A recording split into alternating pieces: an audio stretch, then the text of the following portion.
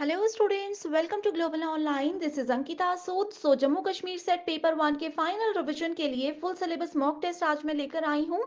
ये सवाल बहुत ही ज़्यादा इंपॉर्टेंट है और एग्जामिनेशन के लेवल के हिसाब से मैंने लाए हैं ताकि स्टूडेंट्स आसानी से आप लोगों की रिवीजन होती रहे। साथ ही आपको ये भी पता चल जाएगा कि किस पैटर्न के क्वेश्चंस अपकमिंग एग्जामिनेशन में आपको देखने को मिल सकते हैं। तो चलिए फिर इसी के साथ सेशन को शुरू करते हैं। पेपर 1 के बेस्ट प्रिपरेशन के लिए कंप्लीट कोर्स में लेकर आई हूँ, जहां पर आपको एग्जामिनेशन तक डेली लाइव लेक्चर्स के साथ 100% सिलेबस कवर करवाने की मैं गारंटी देती हूँ। साथ ही students topic wise practice MCQs and PYQs भी आपको मिलेंगे, ताकि आपको पता चलता रहे कि जो टॉपिक आप पढ़ रहे हो उसमें से आज तक कैसे क्वेश्चंस आए हैं एंड अपकमिंग एग्जाम में कैसे क्वेश्चंस पूछे जा सकते हैं। फाइनल रिविजन के लिए mock test and 5000 plus MCQ question bank है, जिसके बाहर से कुछ भी एग्जामिनेशन में कभी भी नहीं पूछा जा सकता।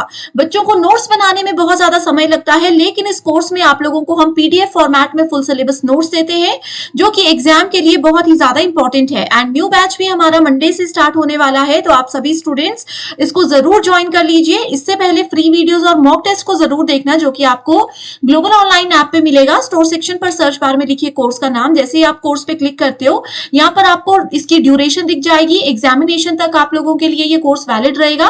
कंटेंट पर जाते ही आप देख सकते हो फ्री वीडियोस हैं। कंप्लीट मेरा कोर्स है, जिसमें आपको मेरे सभी लेक्चर्स के पीडीएफ्स मिल जाएंगे, टेस्ट मिल जाएंगे एंड वीडियो लेक्चर्स है, जिसके अलावा ना आपको कोई एक्स्ट्रा मॉक टेस्ट या ना एक्स्ट्रा कोई बुक खरीदने की जरूरत है। तो ये बहुत इंपॉर्टेंट कोर्स है, एग्जाम ओरिएंटेड प्रिपरेशन में आपको मदद करेगा। एंड पेपर 1 में आपको फर्स्ट अटेम्प्ट में 100 में से 80 प्लस स्कोर करने में भी यही कोर्स मदद कर सकता है।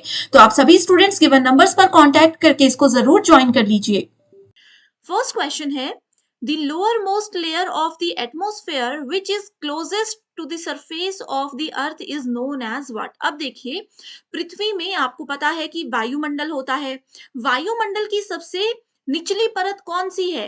इसमें उस परत के बारे में पूछा गया है जो कि पृथ्वी के सबसे ज्यादा नजदीक होती है। ऑप्शंस है एक्सोस्फियर, मीजोस्फियर, स्ट्रेटोस्फियर और ट्रोपोस्फियर। देखिए, ये बचपन में पढ़ी हुई चीजें हैं, बहुत आसान क्वेश्चन है। अर्थ के सरफेस के सबसे ज्यादा नजदीक होता है ट्रोपोस्फियर। करेक्ट आंसर है option number 4। Same question exam में ऐसे भी पूछा जा सकता है कि सबसे दूर कौन सी लेयर होती है, तो वो होती है एक्सोस्फियर। तो ये सीक्वेंस आप लोगों ने याद रखना है। ऑलमोस्ट कितने किलोमीटर्स का डिफरेंस होता है, ये भी आपको इस इमेज में मिल जाएगा। तो बहुत इंपॉर्टेंट क्वेश्चन है। Next is, it is an online course aimed at unlimited participation and open access via the web is called what? यहाँ पर एक ऐसी ऑनलाइन कोर्स की बात बोली है जो कि स्टूडेंट्स के लिए बिल्कुल ओपन है। कोई भी स्टूडेंट जाकर उसमें कभी भी एनरोल हो सकते हैं। ऑनलाइन कोर्सेज इसमें आपको मिलते हैं। ओके, ऑप्शंस है mass oriented open course, massive open online courses, mass oriented online course या फिर mass online open course. Students, अगर इस क्वेश्चन को आप लोग ध्यान से देखोगे तो यहाँ पर आप लोगों को डायरेक्टली मूक से रिलेटेड डेफिनेशन मिल जाएगी, जो कि है मैसिव ओपन ऑनलाइन कोर्सेज। ये डायरेक्टली मूक से रिलेटेड क्वेश्चन है, जो कि थोड़ा सा घुमाकर पूछा गया है।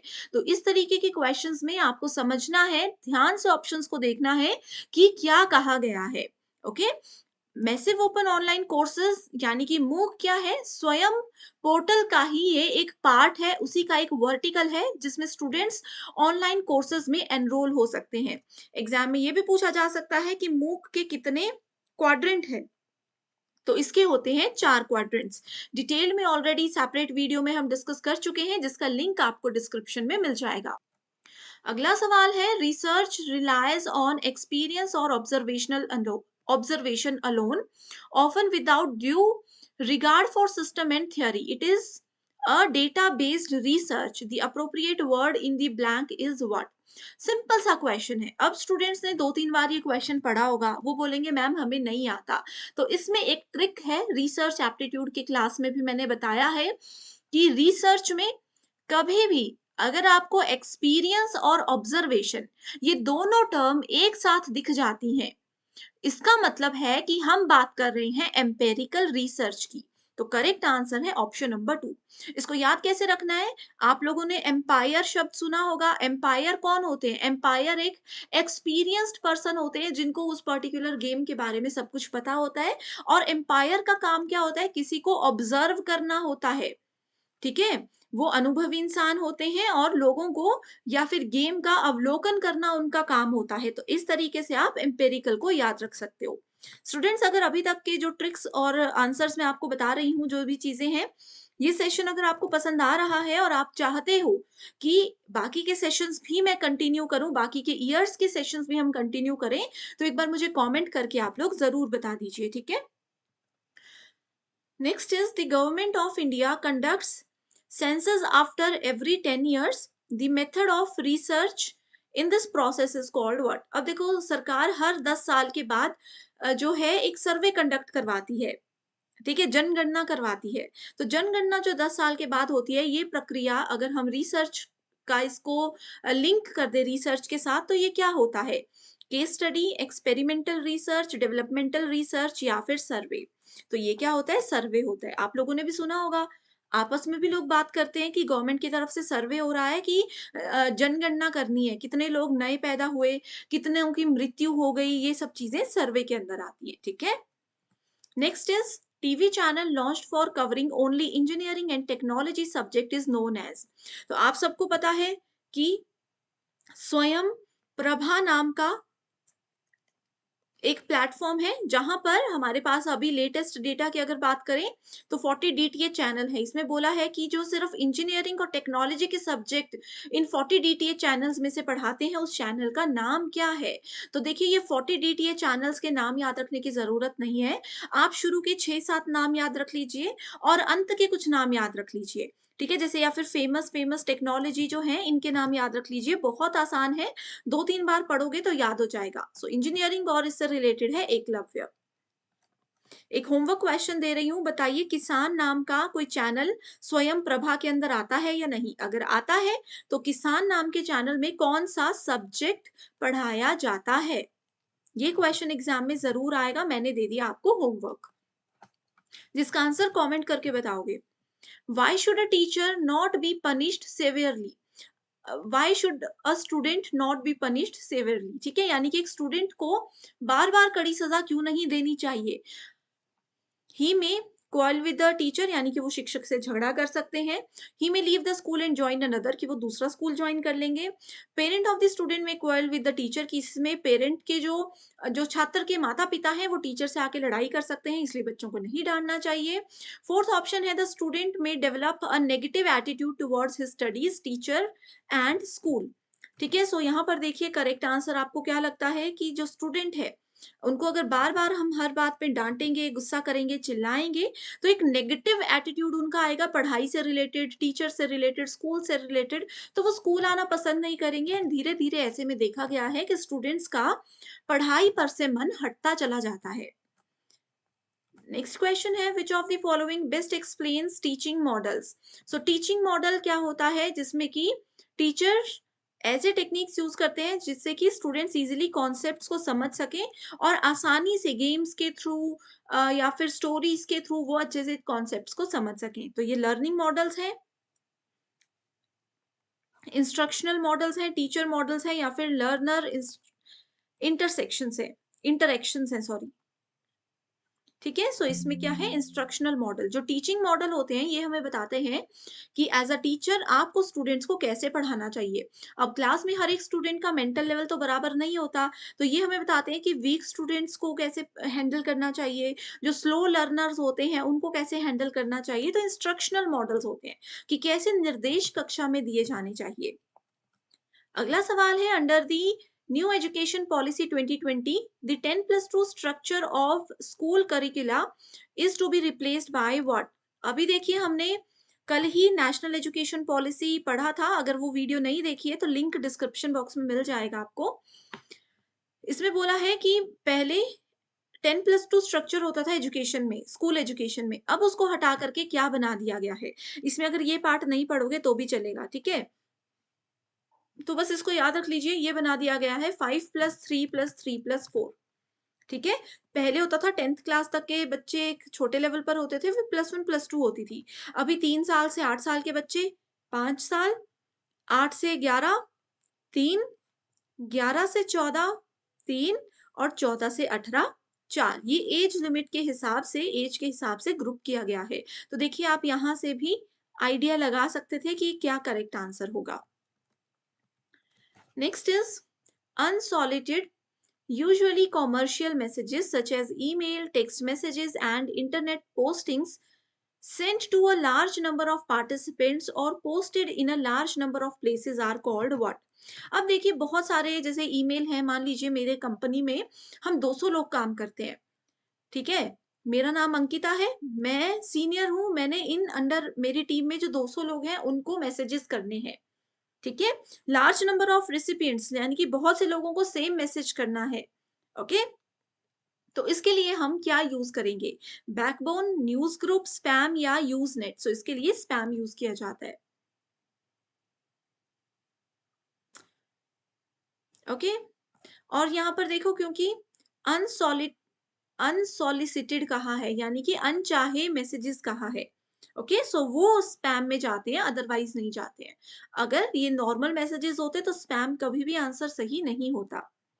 Next is it is believed that out globe is warming, sorry यहाँ पर आर है, ठीक है? It is believed that our globe is warming progressively, this global warming will eventually result in, हमारी जो दुनिया है, हमारी जो पृथ्वी है, ये बहुत ज्यादा गर्म हो रही है, इसकी वजह ग्लोबल वार्मिंग है।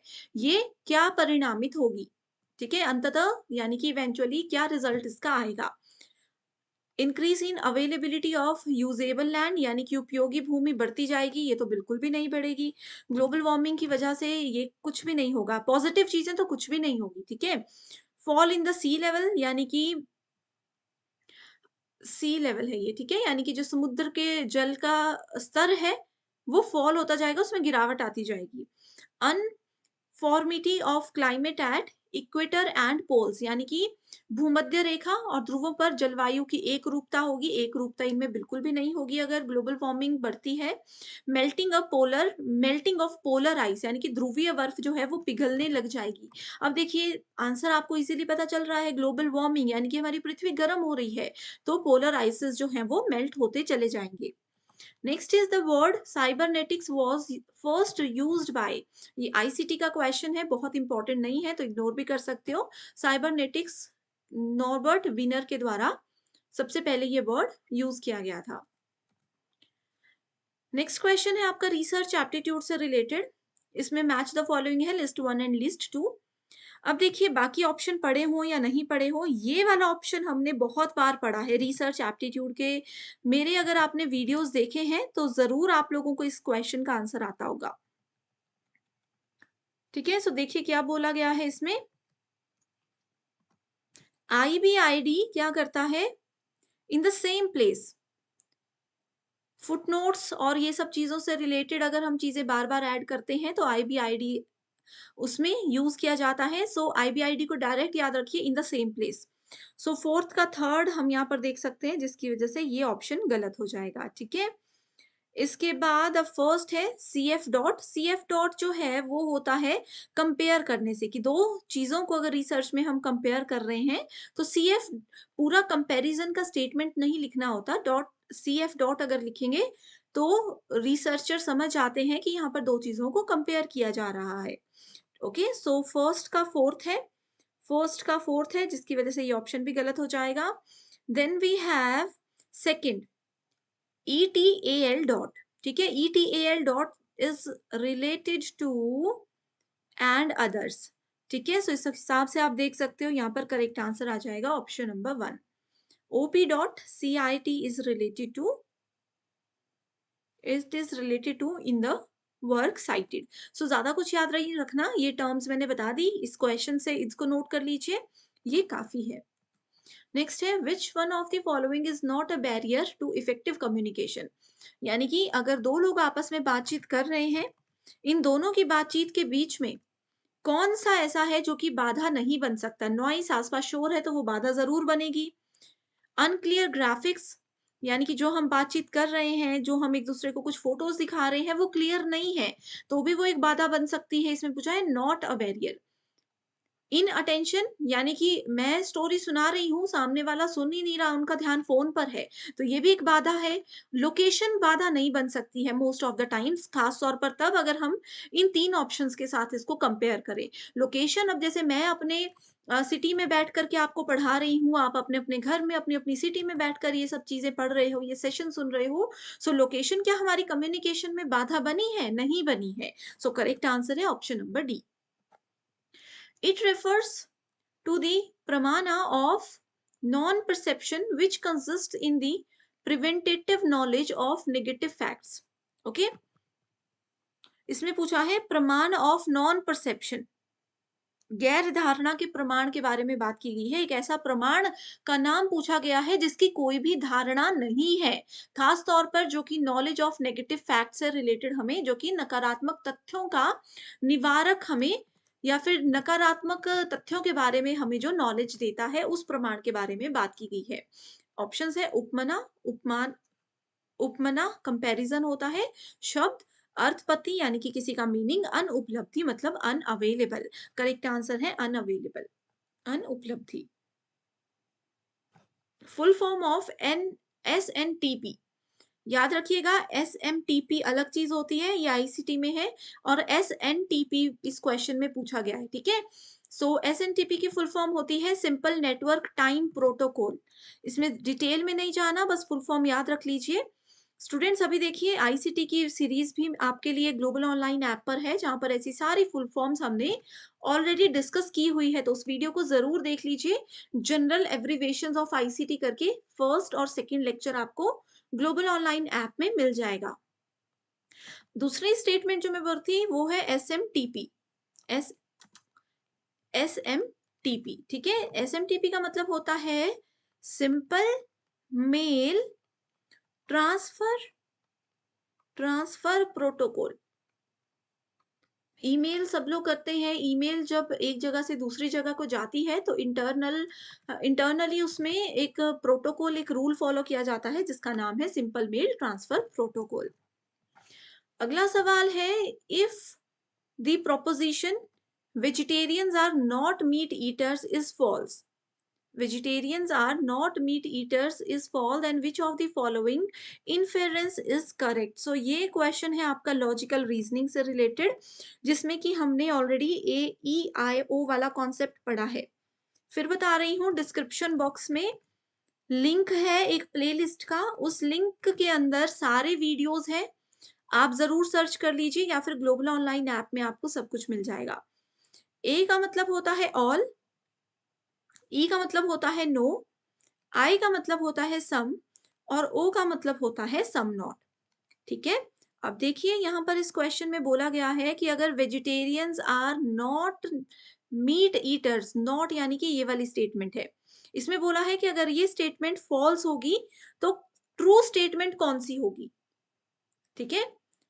Some vegetarians are meat eaters is true, some vegetarians are meat eaters is true.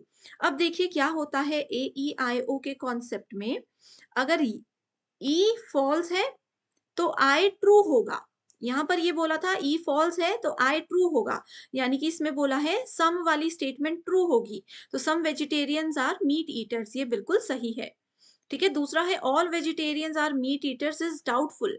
याद रखिएगा AEIO के कॉन्सेप्ट में क्या होता है, डिटेल्ड वीडियो है, मैं फटाफट बता रही हूँ सिर्फ यहाँ पर।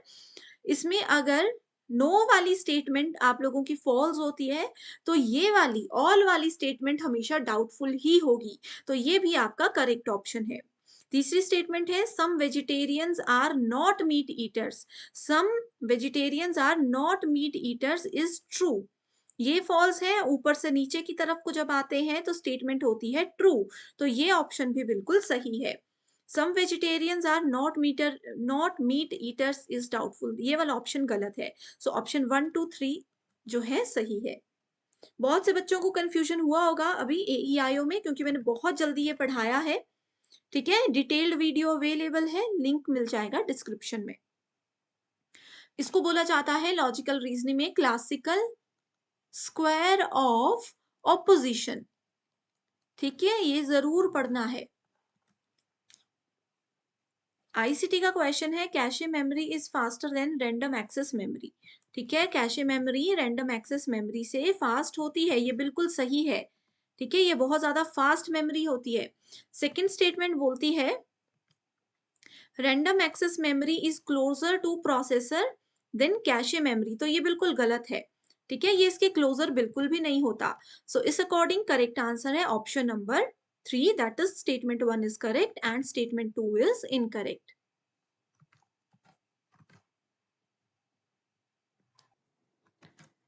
मैच द फॉलोइंग से रिलेटेड क्वेश्चन है जिसमें एक तरफ आपको मेथड्स ऑफ टीचिंग दिए गए हैं एंड दूसरी तरफ स्टूडेंट्स आप देख सकते हो बेसिक रिक्वायरमेंट्स दी गई हैं इसी से रिलेटेड। ओके, सो यहाँ पर लेक्चर मेथड होता है। लेक्चर मेथड क्या है? एक ट्रेडिशनल मेथड है। डिस्कशन इन ग्रुप्स, बहुत से स्टूडेंट्स को एक ग्रुप में बिठा दिया जाता है, एक टॉपिक उनको दे दिया जाता है और डिस्कशन करने के लिए कहा जाता है। ब्रेनस्टॉर्मिंग में एक ऐसा टॉपिक दिया जाता है जिसके बारे में स्टूडेंट्स को ज्यादा पता नहीं होता, वो आपस में ही डिस्कशन करके चीजों को क्लियर करते हैं। एंड अगला है प्रोग्राम्ड इंस्ट्रक्शन, जो कि कहीं ना कहीं हम बोल सकते हैं कि कंप्यूटर एडिड टाइप का टीचिंग मेथड होता है। सो ये बहुत इंपॉर्टेंट क्वेश्चन है, यूजीसी नेट में एज इट इज आया था बहुत बार। सो देखिए, लेक्चरिंग मेथड हमें बोलता है कि use of teaching ads procedure.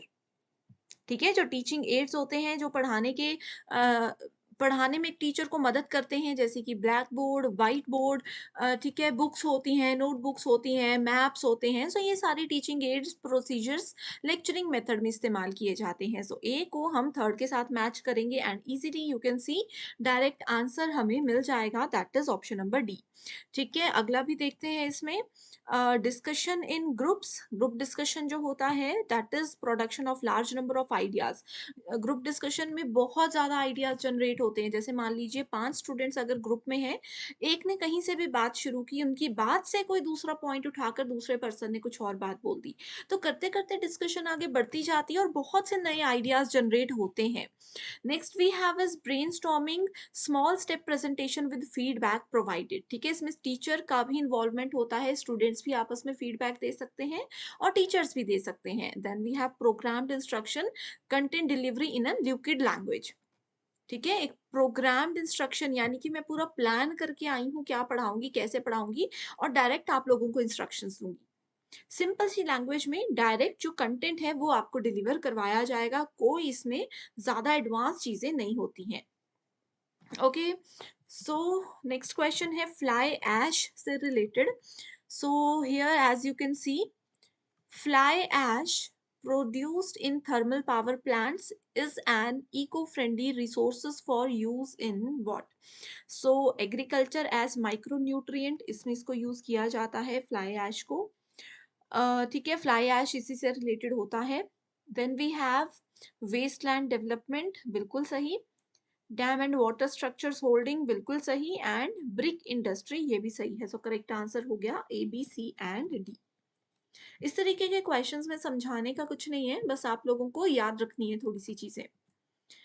Next question है मैच द फॉलोइंग से रिलेटेड, जहां पर आप देखोगे आर के लक्ष्मण, के एस पिलाई, केशव, ईपी यूनिवर्स, ईपी उन्नी। ठीक है, एंड दूसरी तरफ कुछ नाम दिए गए हैं, जैसे न्यूज़पेपर के नाम है यहाँ पर।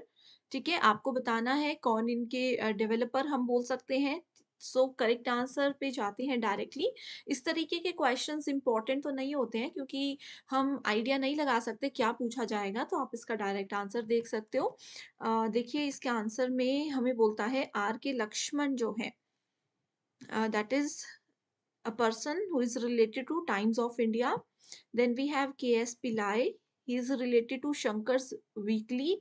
Then we have Keshav is related to The Hindu. And E.P. Unni is related to The Indian Express. ठीक है, so not important question, but फिर भी एक बार पढ़ लीजिएगा। इस क्वेश्चन में जैसे ये 2023 में क्वेश्चन आया है सेट एग्जाम में, तो आप ये देख सकते हो 2024 में या उसके बाद ये पेपर में कैसे आएगा। जैसे कि Times of India, Shankar's Weekly, Hindu, and Indian the Express. ठीक है, ये 4 ऑप्शंस कवर हो गए। आप इसके बाकी के ऑप्शंस से रिलेटेड इंफॉर्मेशन पढ़ सकते हो। ठीक है, द स्टेट्समैन, द ट्रिब्यून और दी टेलीग्राफ, इन तीनों से रिलेटेड जो इम्पोर्टेंट नेम्स हैं या डेट्स हैं कि ये न्यूज़पेपर्स कब बने थे, या इनसे रिलेटेड जो भी इंफॉर्मेशन है वो आप ले सकते हो। एक्सपेक्टेड है कि अपकमिंग एग्जामिनेशन में ये एज इट इज पूछी जाए। सो फर्स्ट क्वेश्चन है, geometry in ancient India was discussed in what? So देखिए, प्राचीन भारत में ज्योमेट्री के बारे में कहाँ पर डिस्कस किया गया था? ऑप्शंस है अर्थशास्त्र, चरक संहिता, सल्व सूत्र या फिर सुश्रुत संहिता। सो ये बहुत इंपॉर्टेंट क्वेश्चन है एंड इसका जो आंसर है वो रहेगा सल्व सूत्रा। जब भी हम ज्योमेट्री के बारे में बात करते हैं तो आपको समझ आना चाहिए कि सल्व सूत्रा में ही इसके बारे में सब कुछ लिखा गया है। एंड ये कौन से पीरियड की बात है? ये आपके वैदिक पीरियड की ही बात है। ओके, इसके अलावा अर्थशास्त्र के बारे में जब भी हम बात करते हैं तो आपके दिमाग में क्या आना चाहिए कि कौटिल्य जो है वो ऑथर थे अर्थशास्त्र के। तो अर्थशास्त्र से कभी भी क्वेश्चन आता है तो सिर्फ यही आता है। अगला है चरक संहिता। सो चरक संहिता आयुर्वेदा से रिलेटेड एक ओल्डेस्ट ट्रीटी है जिसमें एंशियंट मेडिकल साइंस और आयुर्वेदा के बारे में काफी ज्यादा जानकारी मिल जाती है। एंड फोर्थ ऑप्शन है सुश्रुत संहिता। सो ये क्या होता है? सुश्रुत संहिता, चरक संहिता जो है ये कहीं ना कहीं एक दूसरे से जुड़े हुए होते हैं। सुश्रुत संहिता मेडिकल ट्रीटी का एक बहुत जाना माना नाम है जिसको कि हम फादर ऑफ सर्जरी भी कह सकते हैं। ओके, सुश्रुत को फादर ऑफ सर्जरी कहा जाता था एंड उसी के नाम पर ये बना हुआ है। अगला क्वेश्चन है, there are major types of हेत्वाभ्यास, the correct number in the blanks is what? So देखिए, इसमें कहा है कि हेत्वाभ्यास के कितने टाइप्स होते हैं, सिर्फ इतना सा सवाल ये पूछा गया है। सो हेत्वाभ्यास के टोटल होते हैं 5 प्रकार। एग्जाम में इन 5 प्रकार के नाम भी जरूर पूछे जा सकते हैं, तो नोट जरूर कर लीजिएगा।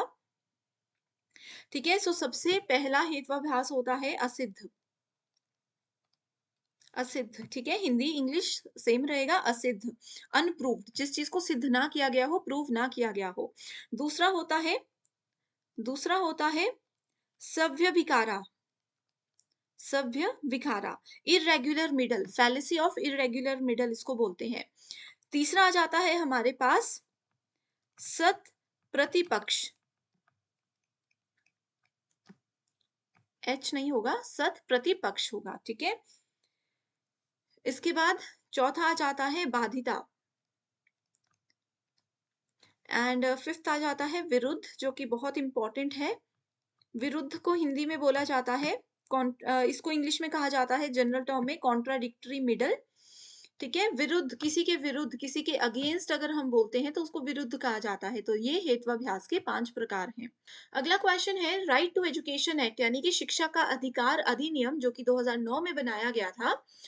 ठीक है, it covers children of age group what? So कौन से एज ग्रुप के बच्चों को इस अधिनियम के अंदर कवर किया जाता है? सो ऑप्शन है 3 से 18 साल, 5 से 18 साल के बच्चे, 5 से 14 साल के बच्चे या फिर 6 से 14 साल के बच्चे। सो करेक्ट आंसर है 6 से 14 साल के बच्चों को राइट टू एजुकेशन एक्ट 2009 के अंदर कवर किया गया है। तो इसमें समझने का कुछ नहीं है, बस याद रख लीजिए। ठीक है,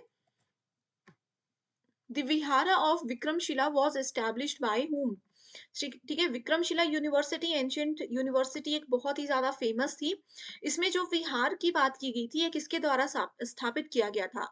सम्राट धर्मपाल, गौतमी पुत्र शातकर्णी, सम्राट अशोक, वासुदेव कर्ण कर्ण। ठीक है, सो यहाँ पर करेक्ट आंसर है आपके पास सम्राट धर्मपाल। तो ये एज इट इज हमने चीजें पढ़ी हैं अपने थ्योरी सेशंस में भी। इसके अलावा स्टूडेंट्स, विक्रमशिला यूनिवर्सिटी कब बनी थी, कहाँ बनी थी, इसकी लोकेशन पहले थी, अब क्या है, क्या सेम लोकेशन पे अभी भी है, अब ये यूनिवर्सिटी है या नहीं है? तो ऐसे सब सवाल एग्जाम में आते हैं। विक्रमशिला, तक्षशिला, नालंदा, वल्लभी यूनिवर्सिटी, ये बहुत सी एंशियंट इंडियन फेमस यूनिवर्सिटी हैं जो कि एग्जाम में आती ही है। ऐप में आप लोगों को मिल जाएंगी इसकी ऑलरेडी वीडियोस, देख सकते हो। The treatise Brihajjatakam was written by whom? So it was written by Varahamihira. Varahamihira के द्वारा ये लिखा गया था। अगला क्वेश्चन रिसर्च से रिलेटेड है, जहां पर एक तरफ उसके टाइप्स और दूसरी तरफ कैरेक्टरिस्टिक्स दी गई हैं। ओके, सो रिसर्च में फंडामेंटल बेसिक रिसर्च होता है, अप्लाइड रिसर्च, एक्शन रिसर्च और इवैल्यूएटिव रिसर्च। सो देखते हैं options. Finding out the extent of perceived impact on an intervention, developing an explanation through theory building। so देखो सेकंड जो ऑप्शन है ये हमें आंसर ढूंढने में बहुत ज्यादा मदद कर सकता है। कैसे कैसे कर सकता है, देखिए second option, developing an explanation through theory building. हम लोगों ने क्या किया, थ्योरी पहले बिल्ड कर ली, यानी कि नॉलेज गेन कर लिया, उसके बाद उसकी एक्सप्लेनेशन को हमने क्या करना है और वहां पे ज्यादा डेवलप करना है। इसमें बोला गया है improving an existing situation, improving an existing situation through use of intervention, यानी कि जो हमारे पास ऑलरेडी नॉलेज है उस नॉलेज को यूज करके हम एग्जिस्टिंग सिचुएशन को बेहतर बना सकते हैं, किसी प्रॉब्लम से बाहर इजीली निकल सकते हैं, तो वो होता है एक्शन रिसर्च, इमीडिएट एक्शन जहां पर लिया जाता है। ठीक है, इसके बाद आता है exploring the possibility of a theory for use in various situations. जो थ्योरी हमने कलेक्ट की थी, जो थ्योरी हमने पढ़ी थी, जो नॉलेज हमने गेन किया था, उस नॉलेज को अलग अलग सिचुएशंस में कैसे इस्तेमाल किया जा सकता है, क्या क्या उसकी पॉसिबिलिटीज हैं, वो सब हमें कौन बताता है, वो हमें बताता है अप्लाइड रिसर्च।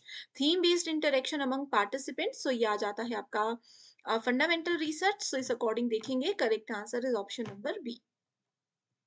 अगला सवाल है असर्शन रीजन बेस्ड। देखो बच्चों, अगर अभी आपको भी कंफ्यूजन है कि असर्शन रीजन बेस्ड क्वेश्चंस को कैसे सॉल्व करते हैं और चाहते हो कि डिटेल में एक ट्रिक्स वाली वीडियो लेकर आऊं, तो कमेंट कर दीजिएगा, मैं बता दूंगी आपको कि असर्शन रीजन बेस्ड क्वेश्चंस को कैसे सॉल्व करते हैं। सो असर्शन बोलती है, एक दावा यहाँ पर किया जा रहा है जो बोलता है कि the reservation of 33% of seats for women in parliament and state assembly does not constitutional amendment legislature require. ठीक है, तो इसमें बोला है कि 33% जो महिलाओं के लिए सीट्स रिजर्व वाला कॉन्सेप्ट शुरू किया गया है पार्लियामेंट में and state parliament and state assembly जो है वो इस चीज को नहीं मानते, वो बोलते हैं कि इस चीज की जरूरत नहीं थी। तो ये बिल्कुल सही है, असर्शन बिल्कुल सही है। उसके बाद रीजन इसका बोलता है कि political parties contesting election can allot 33% of seats they contest to women candidates without any constitutional amendment। तो ये बिल्कुल गलत स्टेटमेंट है। तो यहीं से अगर आप ये समझ आते हो कि कौन सा स्टेटमेंट सही है कौन सी गलत है, तो यहीं से आपके 90% प्रॉब्लम सॉल्व हो जाएगी। तो देखिए, both A and B are true, ये गलत है, इसमें भी बोला है ये भी गलत है, यहाँ से हमें करेक्ट आंसर मिल गया, that is option number C. Communication unit का क्वेश्चन है, communication refers to dialogic relations और face to face verbal communication. ठीक है, ये बोलता है कि फेस टू फेस दो लोग एक दूसरे के सामने बातचीत कर रहे हैं, कुछ डायलॉग्स एक दूसरे पे बातें कर रहे हैं, इस तरीके से face to face verbal communication between two people involving their mutual ideas. दो लोग आपस में बात कर रहे हैं अपने किसी म्यूचुअल आइडिया को लेकर के, अपने विचारों को लेकर के, अपने बिहेवियर को लेकर के, लाइक्स डिसलाइक्स को लेकर के। ठीक है, and answer concerning life and living in general. तो ये सब चीजों को लेकर के दो लोग फेस टू फेस आपस में बातें कर रहे हैं और अच्छे से बातचीत कर रहे हैं। The inappropriate work in the appropriate work in the blank is called. So ये इंट्रापर्सनल है, इंट्रापर्सनल नहीं है, इंट्रापर्सनल होता है अपने आप से, अंतर व्यक्ति। ठीक है, यानी कि अपने आप से जैसे मन में कुछ सोच रहे हैं या बड़बड़ाते हैं, तो वो इंट्रापर्सनल होती है। ग्रुप में तो बहुत सारे लोग हो गए, मास में भी बहुत सारे लोग हो गए, जहां पर बोलता एक बंदा है, बोलता एक पर्सन है और उसको सुनते बहुत सारे, जैसे भाषण होता है, रेडियो होता है। ग्रुप में कुछ लोग होते हैं जो कि सबको बोलने का बराबर अधिकार होता है। सो करेक्ट आंसर क्या आ गया, dyadic. Okay, next is a mangrove is a shrub or small tree that grows in coastal saline or brackish water। Decibel is a unit for decibel term सबने सुनी है, ये क्या चीज मेजर करने के लिए इस्तेमाल की जाती है। सो ये होती है इंटेंसिटी ऑफ साउंड, ध्वनि की तीव्रता को मापने के लिए डेसिबल का इस्तेमाल किया जाता है। अगला है pupils or students differ greatly in their susceptibility to anger due to heredity health status, environment, and the way they are dealt with by the adults.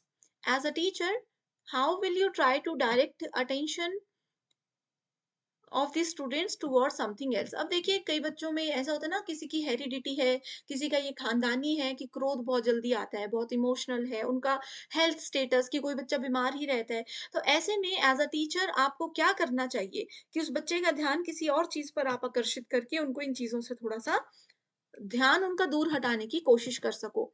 तो उसके लिए they must be taught how to express anger so as to avoid disapproval. ये गलत है।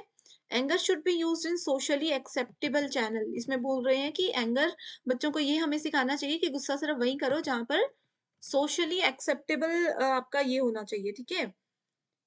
Grown up children should be taught a problem solving behavior in coping with situations that provoke anger.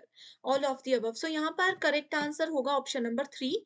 ठीक है, जो बढ़ते बच्चे हैं उनको बताना चाहिए, उनको ये सिखाना चाहिए कि कैसे आप अपने गुस्से को कंट्रोल कर सकते हो, कैसे सिचुएशन, गुस्से पे कंट्रोल अगर नहीं हो रहा तो सिचुएशन से कैसे बाहर निकलना है ये भी बताया जा सकता है। So correct answer option number D नहीं होगा, ऑप्शन नंबर सी होगा। ओके,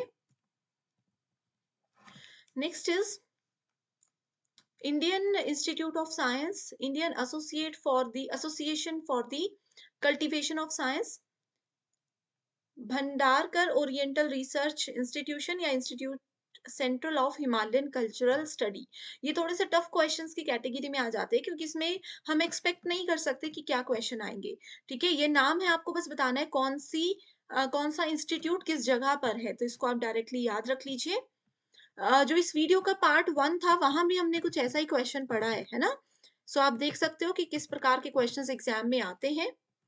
अगला है a statistical measure based upon the entire population is called parameter while measure based upon a sample is known as statistic. ये रिसर्च एप्टीट्यूड में sampling से related question है, sampling parameter से question है ये, ठीक है। Name the project which has connected all the police stations.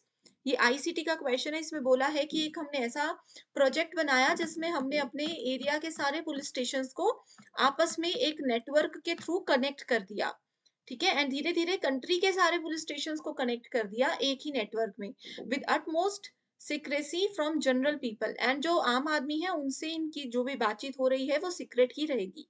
इस प्रोजेक्ट को क्या नाम दिया गया है? इसको नाम दिया गया है पॉलनेट। पॉलनेट का मतलब है पुलिस का नेटवर्क, पुलिस नेटवर्क, तो पॉलनेट उसको नाम दिया है। The man who knew infinity is a 2015 British biographical drama film based on the 1991 book of the same name by Robert Kengel. It is about the Indian mathematician Srinivasa Ramanujan. ठीक है, सो ये भी question ऐसा है कि इंपॉर्टेंट नहीं बोल सकते, बस जनरल उसमें आ सकता है कभी। Next question is 1.2% of 5 litres. So देखिए 5 लीटर का हमें 1.2% निकालना है, सो वो 60 होगा।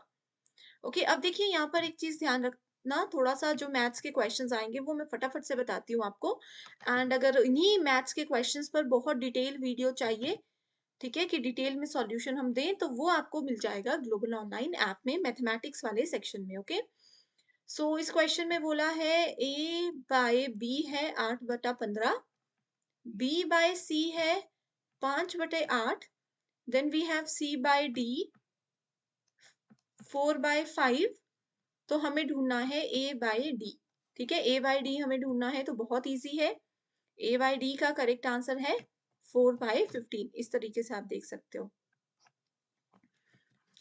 A man sold 2 items eight 5,000। एक आदमी ने दो चीजें 5,000 में बेची। एक सॉरी 50,000 हो गया,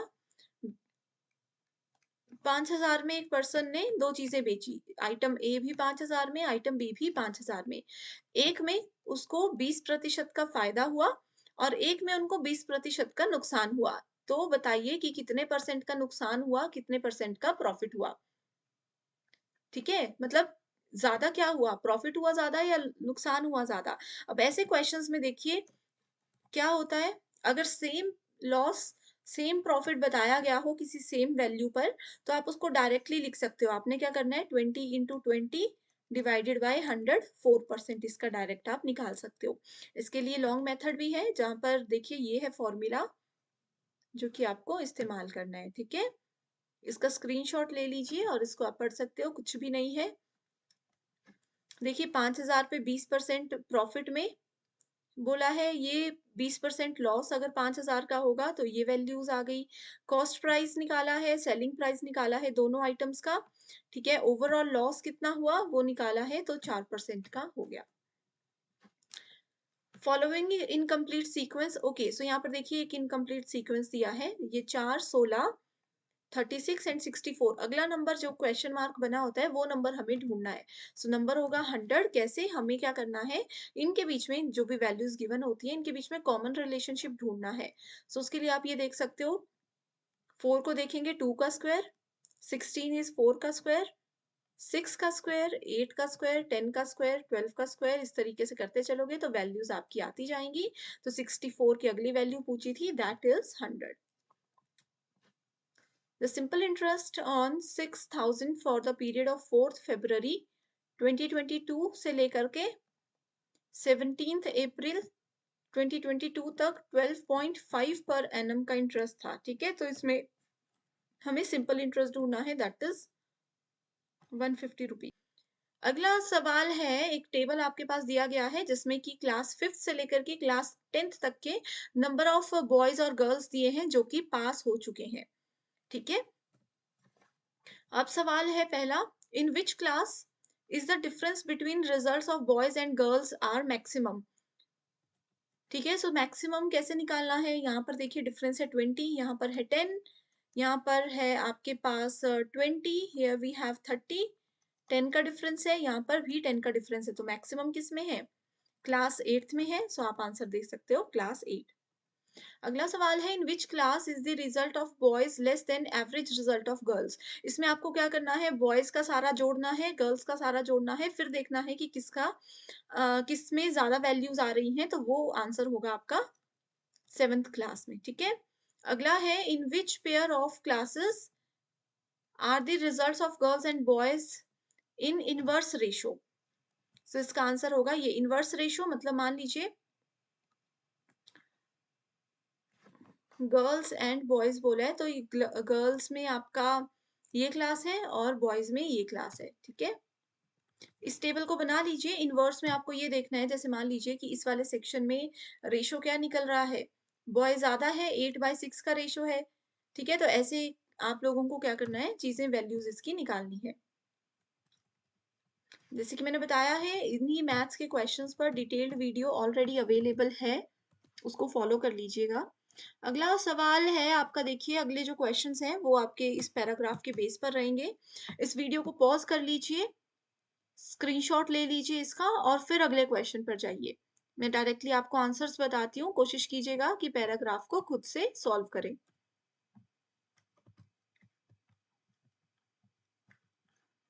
और भी कोई सवाल है तो मुझे कमेंट करके बता सकते हो। So thank you so much and I wish you all the very best.